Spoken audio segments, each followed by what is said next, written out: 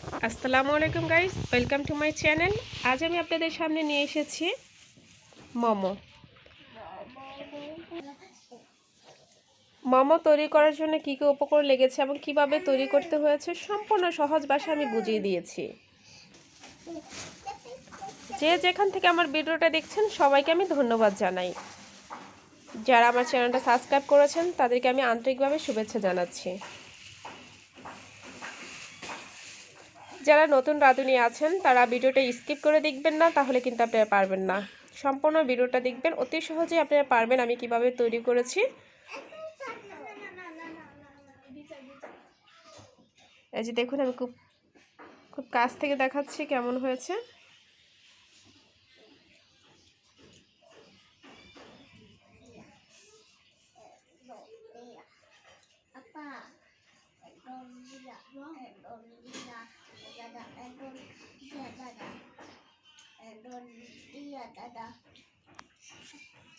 মোমোর সাথে সস অসাধারণ লাগবে।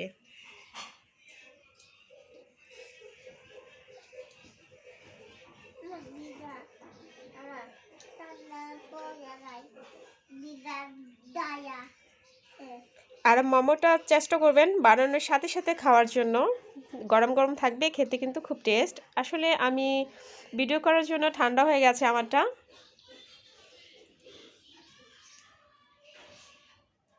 তো সম্পূর্ণ ভিডিওটা দেখতে থাকুন। মোমো তৈরি করার জন্য আমি এখানে 1.5 কাপ পরিমাণ ময়দা নিয়েছি আর পরিমাণ মতো লবণ দিয়ে দিচ্ছি। এই পর্যায়ে দুটো উপকরণ ভালো করে মেখে নিচ্ছি।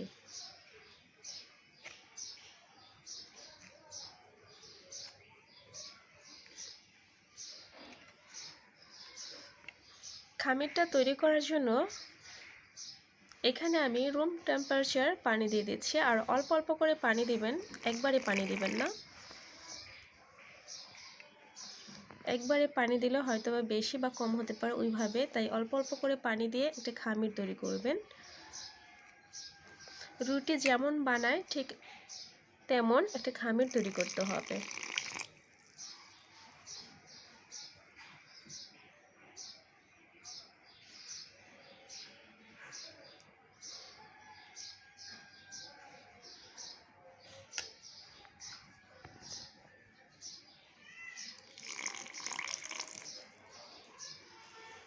এই পর্যায়ে আমি হাত দিয়ে ভালো করে মেখে নিচ্ছি। এই যে দেখুন, খামিরটা আমি ভালো করে মোলায়েম করে নিয়েছি। আর এই পর্যায়ে এখন 1 ঘন্টার জন্য এটা রেস্টে রেখে দেব। এটা ঢেকে রেস্টে 1 ঘন্টার জন্য রেখে দিব।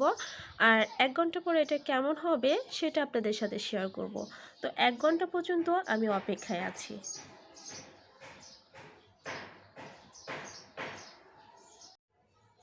এই যে দেখুন, আমি 1 ঘন্টা পরে এসেছি আর এটা কেমন হয়েছে, ঠিক আছে। আর এই পর্যায়ে এখন আবার আমি আরেকটু ময়ান করে নিয়েছি। তারপর আমি ছোট ছোট লিচির মতো করে কেটে নিচ্ছি। মোমো তৈরি করার জন্য আমার যে ভিতরে যে পুরটা আছে সেই পুরটা তৈরি করার জন্য এখানে আমি চিকেন নিয়েছি 250 গ্রাম। আর চিকেনটা এখানে কিমা করে নিয়েছি, ঠিক আছে। কেউ চাইলে ব্লেন্ডারে করে নিতে পারবেন, আর আমি এটা চাকু দিয়ে করে নিয়েছি। এই পর্যায়ে এখানে অ্যাড করছি আমি একটা মিডিয়াম সাইজের পেঁয়াজ, একেবারে কুচি করে। এই যে দেখুন কেমন কুচি কুচি করেছি। আর ঝালটা আপনাদের পছন্দ মতো দিবেন। আমি ঝাল বেশি খেতে পছন্দ করি না, তার জন্য কম ঝাল দিচ্ছি। একটা কাঁচামরিচ দিয়ে দিচ্ছি, একটু সাইজটা বড় ছিল। লবণ পরিমাণ মতো দিয়ে দিচ্ছি। এই পর্যায়ে যে লবণ দিয়ে দিচ্ছি। 1 চামচ গোলমরিচের গুঁড়ো দিয়ে দিচ্ছি। আমি দিয়েছি কালোটা, আপনারা চাইলে সাদাটা দিতে পারবেন। 1.5 চামচ সয়া সস দিয়ে দিচ্ছি। যেহেতু আমি সয়া সস দিচ্ছি সেই আকারে কিন্তু লবণের পরিমাণটা আপনারা বুঝে দিবেন, ঠিক আছে। এখন প্রত্যেকটা উপকরণ ভালো করে মেখে নিচ্ছি। এই যে দেখুন, আমি ভালো করে মেখে নিয়েছি। এই পর্যায়ে আমি 5 থেকে 6 চামচ সয়াবিন তেল ভালো করে গরম করে এখানে দিয়ে দেব। এখন আমি গরম করতে যাচ্ছি।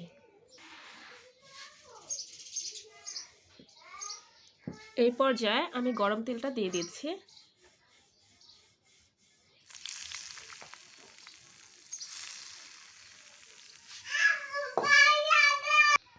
এই যে দেখুন আমি গরম তেলটা দেওয়ার সাথে সাথে ভালো করে এটা মেখে নিয়েছি। আমার পুরটা তৈরি হয়ে গেছে। এই পর্যায়ে আমি ডোটা ছোট ছোট করে লিচি মতো করে রুটি বানিয়ে নেব। এই যে দেখুন আমি এখন কেটে নিচ্ছি। এই যে দেখুন আমি সবগুলো এভাবে ছোট ছোট করে নিয়েছি। এখন একটা করে রুটি বানাচ্ছি। এভাবে আমি সবগুলো বানিয়ে নিচ্ছি। এই যে ছোট একটা আমি রুটি বেলে নিয়েছি। এখন এই মাঝখানে পুর দিয়ে দিচ্ছি।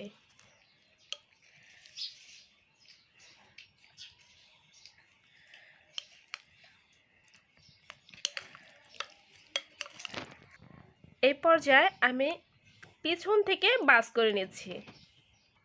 এই যে দেখুন আমি পিছন থেকে বাস করছি।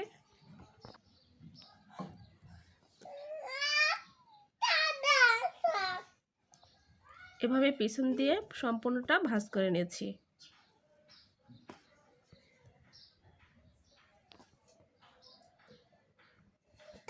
এই যে দেখুন এখন আমি মুখটা বন্ধ করে দিয়েছি। এই যে আরেকটা করে নিয়েছি। এখন দেখুন এটা, হ্যাঁ এখন আমি এটা মুখ লাগাবো না, একটু ফাঁকা থাকবে মুখটা, ঠিক আছে। এটা হয়ে গেছে। এভাবে আমি বানিয়ে নিচ্ছি সবগুলো। এই যে আমি এক একটা এক এক রকম বানিয়েছি। চাইলে কেউ এভাবে তৈরি করতে পারেন। আমি প্রথম এটা এভাবে তৈরি করেছি, পরবর্তীতে আমি মুখগুলো সম্পূর্ণ চেপে দিয়েছি, মানে কোনো জায়গায় ফাঁকা রাখিনি, ঠিক আছে। এটা যেরকম একটু ফাঁকা রেখেছি মুখের মধ্যে, আর এগুলোর মধ্যে কিন্তু ফাঁকা রাখিনি। আপনাদের ইচ্ছে মতো আপনারা তৈরি করতে পারবেন। চাইলে আপনারা এভাবেও তৈরি করতে পারবেন, চাইলে এভাবেও তৈরি করতে পারবেন। আমি কয়েক রকম বানিয়েছি, সবগুলো বানিয়ে রেখেছি। এই পর্যায়ে এখন আমি একটা হাঁড়ির মধ্যে পানি দিয়ে দিব, তার উপরে একটা চালনি দিয়ে কিংবা একটা,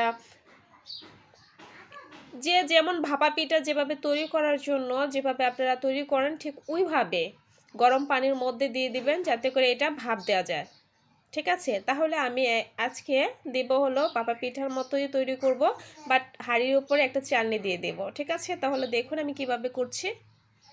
এই যে দেখুন এই চালনির মধ্যে আমি তেল ব্রাশ করে নিয়েছি, না হলে কিন্তু নিচে লেগে যাবে, ঠিক আছে। এই পর্যায়ে আমি একটা হাঁড়ি নিয়েছি আর এটার মধ্যে পানি দিয়ে দিয়েছি। এখন চালনিটা এটার উপরে দিয়ে দিব, আর পানিটা দেখুন আমি উতরে নিয়েছি, ঠিক আছে। এই যে দেখুন দিয়ে দিয়েছি। এখন ঢাকনা দিয়ে এটা 10 মিনিটের জন্য ঢেকে রাখবো, আর 10 মিনিট পরে কেমন হবে সেটা আপনাদের সাথে শেয়ার করব। তো 10 মিনিট পর্যন্ত অপেক্ষায় আছি। ওই যে দেখুন আমি 10 মিনিট পরে এসেছি, আর 10 মিনিট পরে এসে দেখি আমার মোমোগুলো হয়ে গেছে।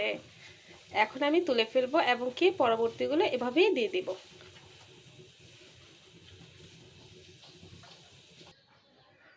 মোমোর সাথে খাওয়ার জন্য এখানে আমি একটা সস তৈরি করছি, আর এখানে আমি টমেটো সস হাফ কাপ নিয়ে নিয়েছি। এই পর্যায়ে একটা কাঁচামরিচ দিয়ে দিচ্ছি, কাঁচামরিচটা দিয়ে দিচ্ছি। এই পর্যায়ে দেখুন সয়া সস দিয়ে দিচ্ছি, 1.5 চামচ সয়া সস দিয়ে দিয়েছি। চিনি দিয়ে দিচ্ছি 2 চামচ। এই যে সবগুলো উপকরণ দিয়ে দিয়েছি। এখন এই পর্যায়ে ভালো করে মেখে নিচ্ছি।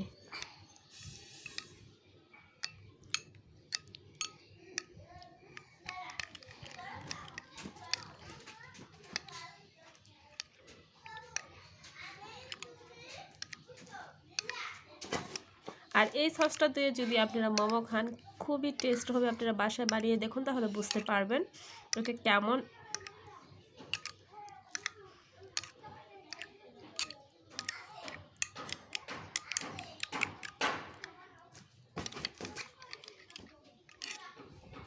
মোমোর জন্য আমার সসটা তৈরি হয়ে গেছে।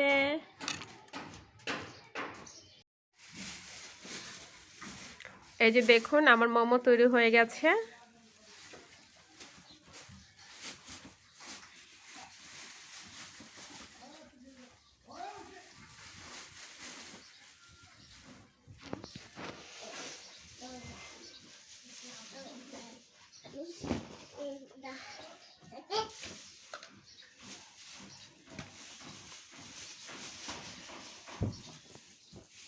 বাবু।